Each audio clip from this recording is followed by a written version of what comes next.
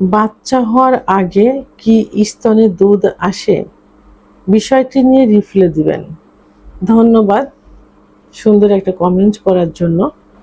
রমজানুল মোবারক। দেশের এবং প্রবাসের ভাই বোনদের প্রতি সালাম। আসসালামু আলাইকুম। আমি প্রভাষক ডাক্তার রিক্তা পারভীন, হোমিওপ্যাথি এবং আয়ুর্বেদিক চিকিৎসক।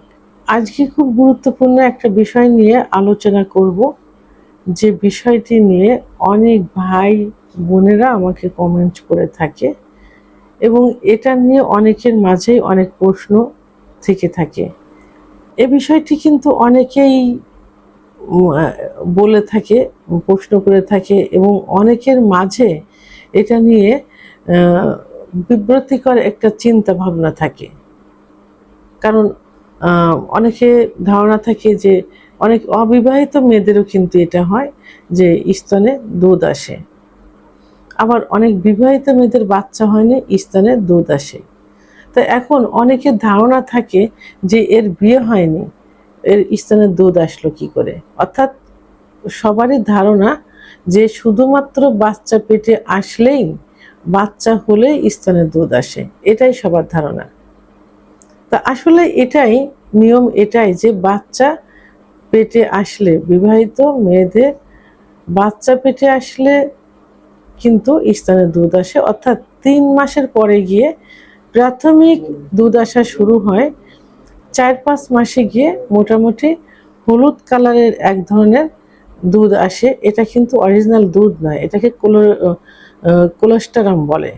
কোলোস্টারাম বলে এটাকে, যেটা ঘিয়ের মতো হালকা হলুদ থাকে। তো এখন অবিবাহিত মেয়েদের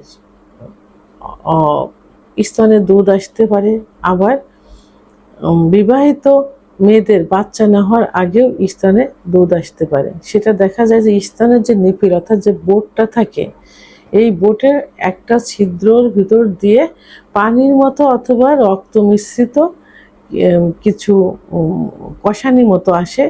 আবার কারো সাদা দুধও আসে, আবার কারো দেখা যায় যে হলুদ পুঁজের মতো, ঘন পুঁজের মতো এক ধরনের বের হয়। তাই এগুলো কিন্তু খুবই ক্ষতিকর, কারণ স্তন খুবই সেন্সিটিভ একটা জায়গা।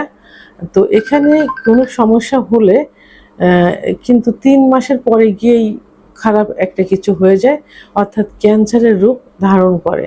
এতটাই সেন্সিটিভ জায়গায় স্তন।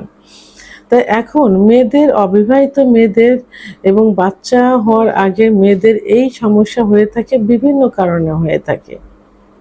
সাধারণত মাথায় টিউমার হলে হয়, আবার হরমোনের লেভেলের পরিবর্তনের কারণেও কিন্তু এটা হতে পারে। স্তনের ভিতর যদি প্রচণ্ড ব্যথা হয় এবং কোনো রকম ইনফেকশন থাকে, তাহলে কিন্তু পুঁজের মতো হলুদ কালারের বের হয়, কোনো পদার্থ, মিশ্রিত কোনো পদার্থ বের হয়। তখন কি করতে হবে? অবহেলা করা যাবে না, আপনাকে দ্রুত ডাক্তারের শরণাপন্ন হতে হবে। ডাক্তার দুধের ধরন বুঝে, অর্থাৎ নিফিলের মাথায় যে একটা ছিদ্র কি 4-5টা ছিদ্র এবং ওর ভিতর কোন কালারের কষানি বের হচ্ছে, পুঁজ বের হচ্ছে অথবা দুধ বের হচ্ছে, এগুলো দেখে কিছু পরীক্ষা নিরীক্ষা দিবেন। যেমন ম্যামোগ্রাম, আলট্রাসোনোগ্রাম, ধাত্রোগ্রাম এবং মিশ্রিত পদার্থের সাইটোলজি পরীক্ষা দিবেন। এই পরীক্ষার মাধ্যমে কনফার্ম হবেন যে কি সমস্যা।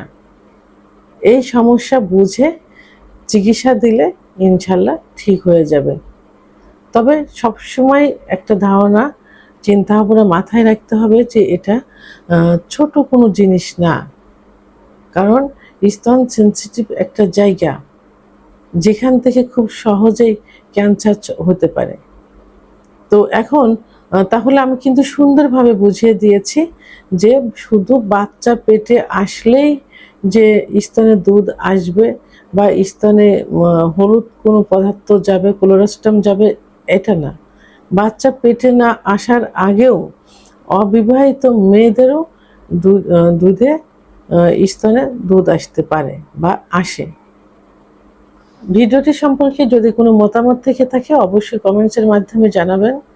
আর ভিডিওটি ভালো লাগলে লাইক, কমেন্ট, সাবস্ক্রাইব করে আমার সঙ্গে থাকুন। আল্লাহ হাফেজ।